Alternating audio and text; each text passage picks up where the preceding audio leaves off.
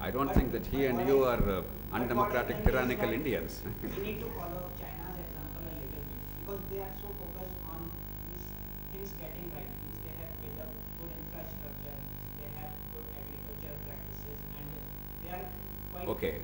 How many people tend to agree with this? China has done very well, whereas India has really underperformed. Raise your hands. How many people would agree with that assessment? Yeah, they are limited, but To be truthful in many aspects.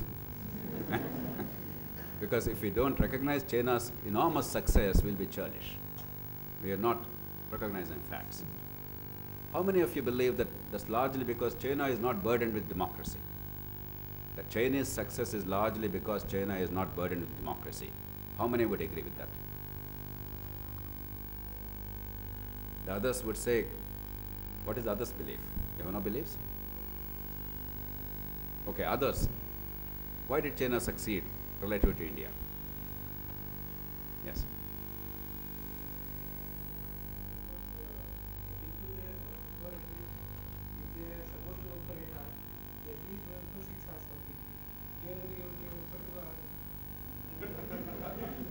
No, but now we are now trying to see whether democracy is a hindrance. Now we all broadly agreed that China is hugely successful compared to India. Nobody seriously doubts it. Even if you are all somewhat shy in recognizing it, the whole world acknowledges that China is hugely successful. Is Chinese success largely attributable to the fact that they are not burdened with democracy? So, demonstrate that.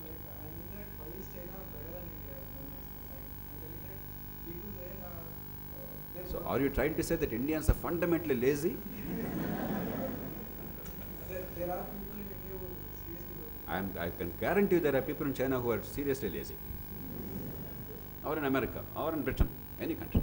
It's human. So why do they function more than us? Why do they work more than us?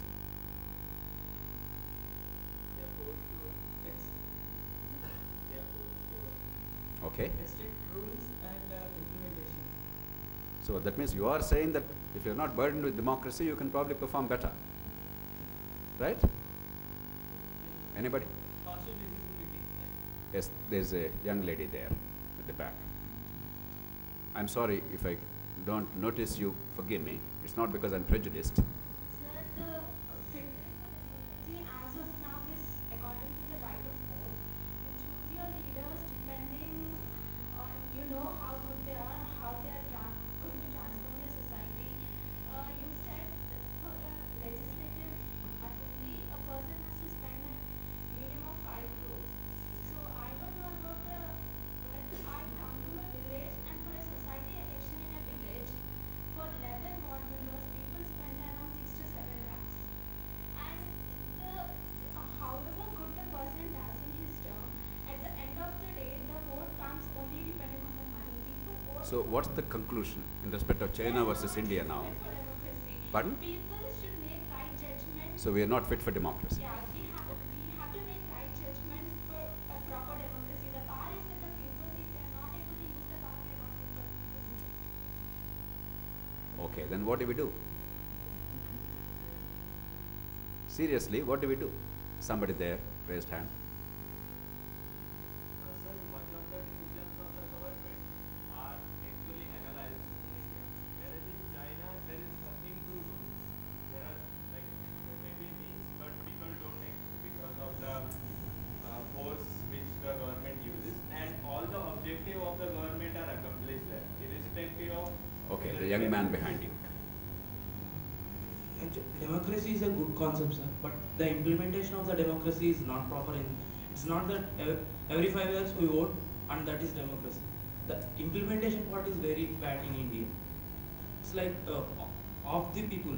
What is the meaning of the by the people, of the people, and for the people? Okay, point well made. We'll come back again because otherwise we'll get stuck in this. I'm deliberately making this. I'm really forcing you to think.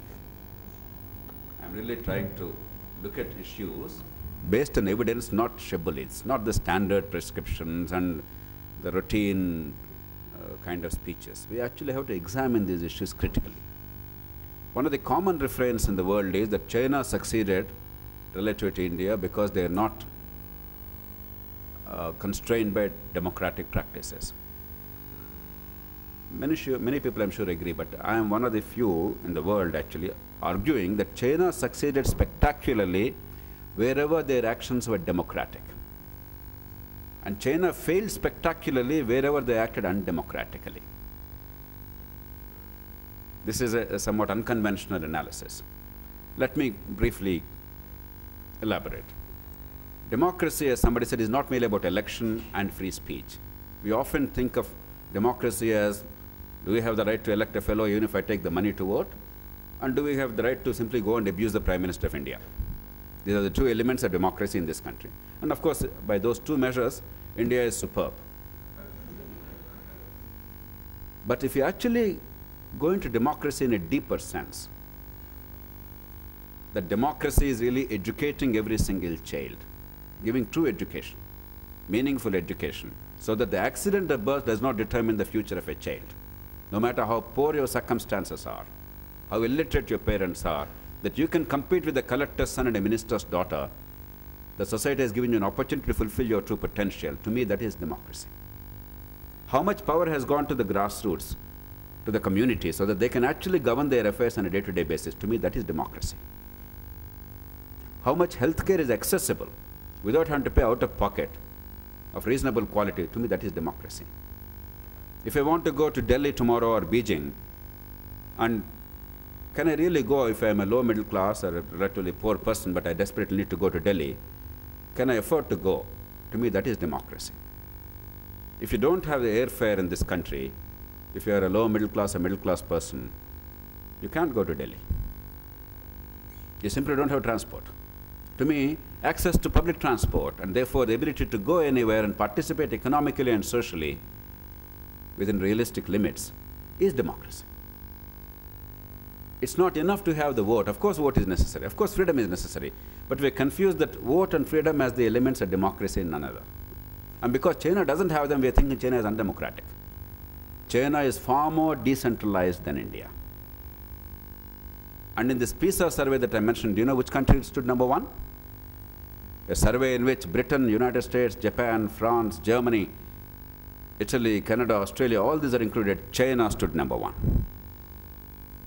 It didn't require much money. It required passion. It required institutions. It required guts. It required, damn it, our kids must have a chance. Second to none. To me, that is democracy. But wherever China acted autocratically, they had a terrible thing called the Great Leap Forward. When Mao Zedong was there in the 1950s, he did all kinds of stupid things. I don't want to go into details of Chinese history. It suffices to say that led to the world's greatest mass starvation in human history. Between 1958 and 61, 20 million Chinese perished because of starvation, because of stupid autocratic Mao Zedong policies. In 1968 or late 60s, they had what was called cultural revolution. 90% of their cultural heritage was vandalized and destroyed. People were humiliated. College teachers, educated youngsters, they were all humiliated because they were studying. Education and anything called intellectual refinement was seen as something suspect and bad. The same thing was taken to extreme lengths in Cambodia, where 1/3 of the population was killed by the government itself.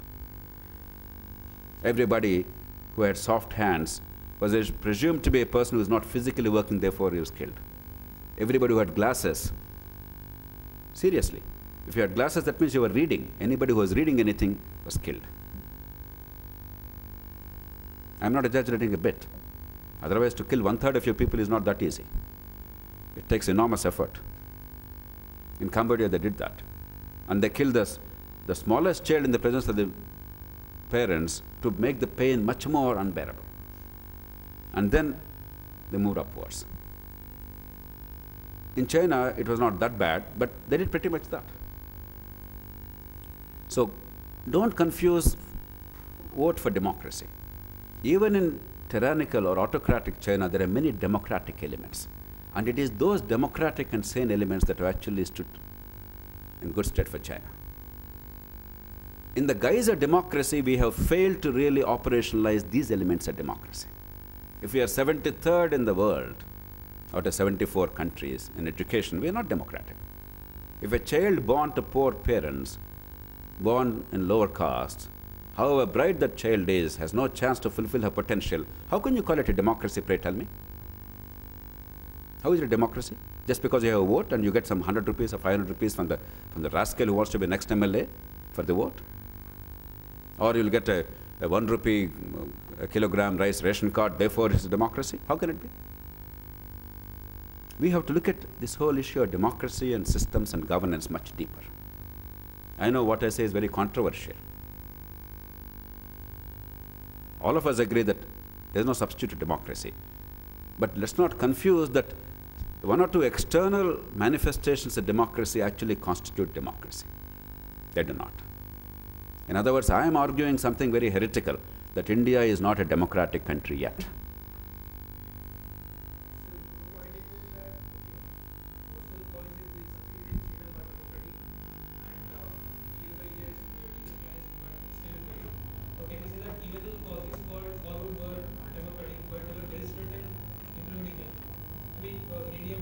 No, what prevented Indian government within democracy from implementing good quality education program in the country? Is democracy a reason why education can't be transferred to people? So that's the point I'm saying. Basically what I'm arguing is, we have made democracy an alibi for inaction and non-performance. And if that is our attitude, we can never improve things. You cannot allow democracy. Democracy with discipline and rule of law. Democracy with education and health care. Democracy with infrastructure. Democracy with predictable punishments for failure to perform or to conform to the law. A country where it takes 38 years to bring the fellow who murdered a cabinet minister to book, how can you call it a democracy? Without rule of law, where is democracy? So my argument is much more sophisticated. In other words, it's not democracy that's the cause of our problem. It's because we haven't understood democracy, we haven't really institutionalized democracy the way it should be. It's a much deeper issue. And it's not Chinese autocracy that made them successful. It's because China, by design actually, while they never gave freedom to choose the leaders, they actually did many other things in a democratic way.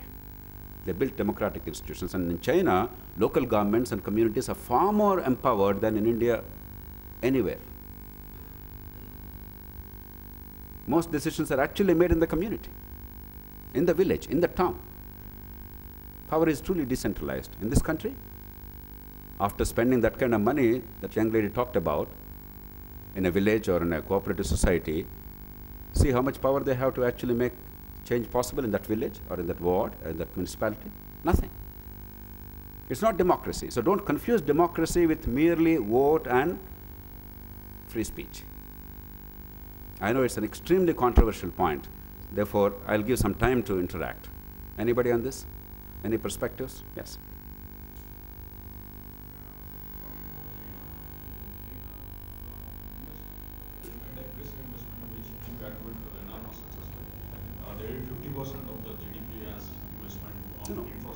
All these are the byproducts of certain set of circumstances. Now we are looking at numbers. We can go into that. India has to imitate the factor where they got to success, like investing 50% of GDP, for example. So all India will oppose against that because of democracy. So everyone will oppose that. Now let's not now deviate into India versus China, because then we can have another 3-hour discussion on that. But suffices to say, until recently, India's savings rate is one of the highest in the world, next only to China and Southeast Asia. 34%, 35% savings in a poor country, 35% GDP. So it's not lack of savings or investable surpluses that are the problem of India. It is a failure to invest in the right way, in the right sectors. A nation that stands 73rd in global rankings in school education cannot prosper economically. A nation that allows monumental corruption to be integral to the system cannot prosper economically.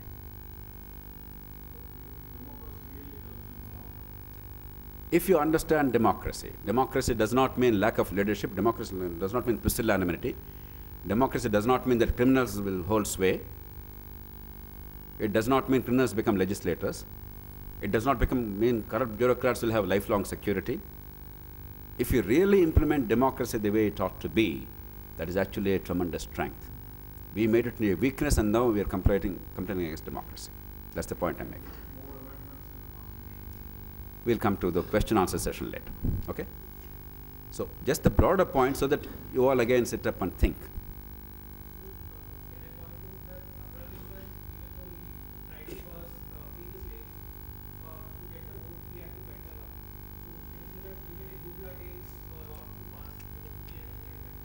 No, in the rough and tumble of democracy, there are going to be some distortions, there are going to be some compromises. There's no ideal anything anywhere, let alone democracy. It's not important. See, everything is a work in progress. But the broader point is, democracy cannot become an alibi for our failure. I want this to be your take-home point. We must re-examine and reinterpret democracy and its failings and successes. For far too long, we have been simply just beating, complaining, without even examining deeper what exactly are the things where we have gone wrong. Now, if that is the case, again the question still remains, have we prepared our people for democracy? There are three initial conditions of our democracy which have not been addressed adequately. The first is very poor delivery of services. Even today, to get anything done, to get a birth certificate, an income certificate, a caste certificate for those who need reservations or something, a tax assessment, a water connection, a sewerage connection, a power connection, everything is excruciatingly painful, even today. 65 years ago, it was much more so. Now, our leaders should have done something to set that right, and quickly. That is doable. They failed to do so. They were all good people. Instead, they took the burden of somehow trying to do something in a dysfunctional system. That is the first failing. Second failing, the people even today do not understand what citizenship is about. The understanding of even the middle classes, educated Indians largely in the country is, I voted for you, you are now the new MLA or the MP. Now, I don't know what happens, that means you are the new Maharaja, you get things done. Like a Maharaja, your word must prevail, you get things done. Don't tell me anything about it. That's not citizenship. Nobody is elected as Maharaja. You have a system. The system must be made to function. Instead, now we invest this fellow with the power and we ask him to somehow deliver. No questions asked. And if the fellow actually tries to tell the people, look, this is not the way it's supposed to function, we get actually angry. No, we elected you. What is this? I don't know. Somehow get it done. And the fellow starts behaving like a Maharaja, and then we're angry. So either we choose a Maharaja or we don't. Do you want a representative or a Maharaja? Make up your mind. You can't have dualism. Even today, that's our perception. 60 years earlier, much more so. A third problem. These could have been addressed if we had actually transferred power to the community. Because, leadership would have emerged, bright young people would have come up, they would have shown an alternative path, and that example would have spread to other places. Over a period of time, people would have seen what worked, what didn't. And people always want good things, good outcomes eventually. Therefore, best practices would have been replicable. Instead, we centralized power, even today. Once we had three terrible problems, initial conditions never addressed adequately, the consequences followed. Take the first one, that nothing gets done. Even the smallest service which you're entitled to is excruciatingly painful. And therefore, the pressure is on the legislator because now he's the new Maharaja. And he's the only fellow who will listen to you because he got your vote. He'll come back to you for the vote.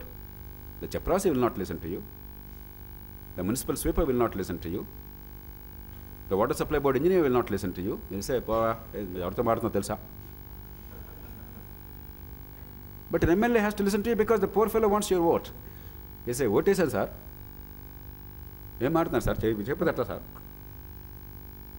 Truly, and rightly so.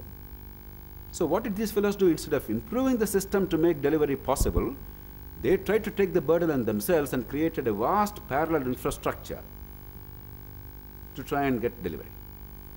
That means they required hundreds of people in each constituency to work for them to get some petitions, to understand the grievances, to do something on a day-to-day basis, to go to this office, that office, to do what we call Pyravi in Hyderabad, this influence peddling.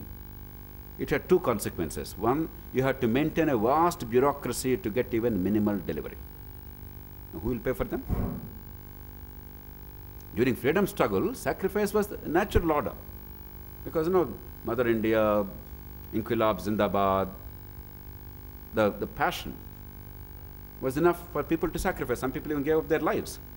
But during ordinary, routine politics and government, to expect people to sacrifice to get some birth certificate for you, what about himself? What about his family? What about his upkeep? And once you had to really sustain this vast army, abuse of power and corruption were necessary to sustain it.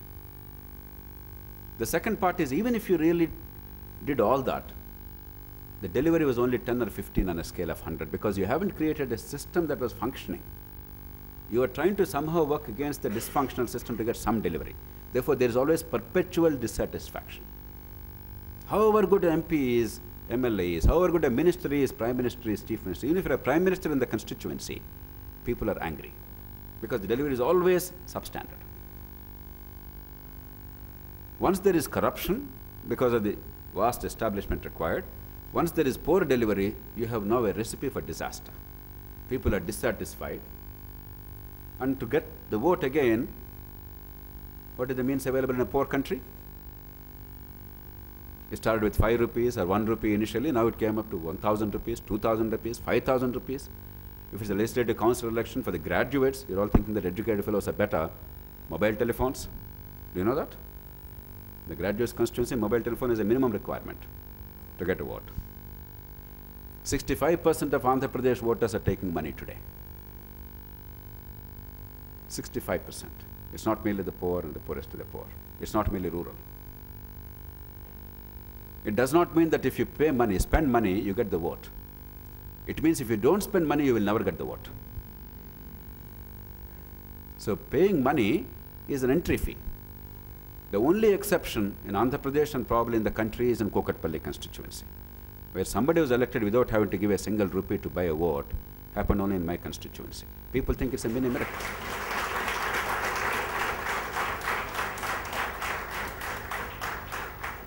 People think it's a miracle. I'm ashamed. That ought to be the norm in all the constituencies of India. You don't want a superhero, a person with considerable outcomes throughout his life and an excellent record, service. You don't ask people. You can't ask people to sacrifice everything just to serve a few people. That's not what lives are about. You must make it possible for decent people to actually come and make a contribution in public life. We made it impossible. So money power. If money doesn't work, because everybody is now paying money, all the mainstream parties are now spending money. This party gives 1,000, that party gives another 1,000 or 500, whatever. Even in Jammu and Kashmir, I was told that National Conference paid 500 rupees in the last assembly election per vote. And PDP, the main opposition, paid 300 rupees per vote. I would have thought, at least in Jammu and Kashmir, where secession, religious extremism, all kinds of things, they were important. Money power would not be important in elections. But even in Jammu and Kashmir, money power is all important in elections. That's when I realized Jammu and Kashmir will never secede. It became mainstream part of India today politically. All the ills of our politics are now parts of Jammu and Kashmir. Therefore, whatever happens in the rest of India will happen to them also. But therefore, because money is an equalizer, that is not enough to get the vote. Therefore, freebies now. See in Andhra Pradesh, this man is on Padayatra, that man is on Padayatra, the other man is on some other yatra. What are they offering? One fellow says, my father gave 2 rupees a kilogram rice. Another chap says, that's true, but actually I am giving you 1 rupee a kilogram rice. The third man says, no, I will give you free rice. He said it. Are you aware? Jagan says, my father gave 2 rupees rice. Kiran says, I am giving you 1 rupee rice. Chandrababu says, I will give you free rice. That is the actual competition today in Andhra Pradesh. And that sums up everything else. That's just one of the many things that we're talking about. Therefore, this kind of competitive populism, and if you don't do that, there's a fear that you'll not get the vote at all. And even there, now every party is offering this. Initially, some parties were hesitant. Now all parties with gusto are offering all kinds of freebies. Therefore, even that is an equalizer. And therefore, wherever possible, you must have another differentiator to get the vote. Use caste, region, religion, where possible language. Jayalalitha suddenly said, no, Kaveri, we got an order in our favor. I am the great patriot of Tamil Nadu, this local patriotism, against Karnataka. Or somebody else, some other thing. Babli project. Now, Maharashtra is doing immense damage to India. I will fight a war against Babli in Maharashtra if necessary. There's no India left. So break up the country into so many fragments. Provoke primordial loyalties. Telangana, Andhra, all kinds of things. Hindu, Muslim. And you see now a mix of all this. Money power, freebies, and primordial loyalties dividing the country. Now all these, if you understand, there's a logic behind it. Why it happened? It's not because our politicians are all crooked. It's not because we as a country are useless. It's because we haven't done a few right things to set our institutions in shape.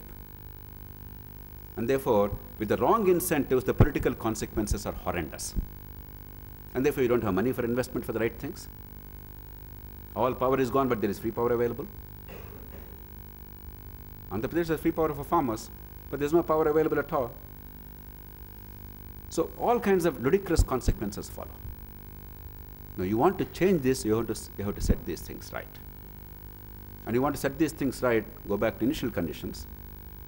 And that's what actually we're doing right now. I have been privileged in the past 15, 16 years. I'll come to a conclusion now so that we can have actually some time for interaction. I have been privileged to work over the past 16 or 17 years on a significant number of reforms. I'm mentioning these things so that you don't despair. Don't think that such, my God, such a monumental problem, we can't really address them. That's why I talked about the principle of levers.